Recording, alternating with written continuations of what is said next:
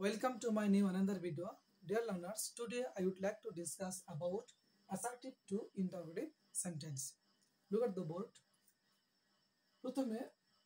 number 1 assertive sentence এ যদি be verb থাকে যেমন am is are was were থাকে তবে interrogative করার সময় প্রথমে আমরা এই be verb am is are was were টা সাবজেক্টের আগে বসাবো এর সঙ্গে আমরা not এর nt সংক্ষিপ্ত রূপ nt বসাবো যেমন not এর সংক্ষিপ্ত রূপ nt এই শব্দটা বসাবো be verb এর সঙ্গে number 1 he is a good student সে একজন ভালো ছাত্র be verb is একে সাবজেক্টের আগে নিয়ে আসব আর not এর সংক্ষিপ্ত রূপ nt যোগ করব isn't he a good student number 2 he learns his lesson regularly assertive sentence এ যদি মেইন ভার্ব থাকে তাহলে আমরা টেন্স অনুসারে কখনো don't কখনো doesn't আবার কখনো didn't বসাতে পারি look at the board number 2 he learns his lesson regularly এখানে learns ভার্বটা মেইন ভার্ব বিধে আমরা সাবজেক্টের আগে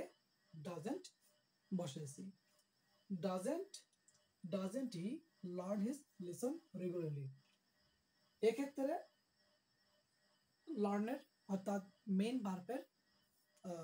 বেসিক ফর্মটা বসবে doesn't he learn his lesson regularly number 3 nobody believes him assertive sentence এ যদি nobody no one নাম থাকে তবে ইন্টারোগেটিভ করার সময় এদের পরিবর্তে শুধুমাত্র who বসে এখানে nobody believes him এখানে nobody পরিবর্তে who বসানো হয়েছে who believes him number 4 everybody wishes to be happy এখানে assertive sentence everybody everyone all থাকলে এদের পরিবর্তে who বসে তারপর don't oblique doesn't oblique didn't বসে for example everybody wishes to be happy এখানে everybody এর পরিবর্তে who বসেছে who doesn't wish to be happy number 5 every plus noun হলে আমরা assertive sentence every plus noun হলে তাকে ইন্টারোগেটিভ করতে গেলে প্রথমে আমরা is there any বসাবো তারপর noun বসাবো তারপর who এবং doesn't বা does not বসে বাকি অংশ শেষ করব for example every man hates war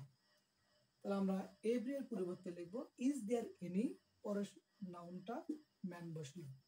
is there any man who doesn't hate war এখানে hates এর বেসিক হবে hate অর্থাৎ মেইন ভার্বটা প্রেজেন্ট ইন্ডিপেন্ডেন্ট টেন্সে লিখতে হবে তাহলে কি হলো is there any man who doesn't hate thank you so much for watching this video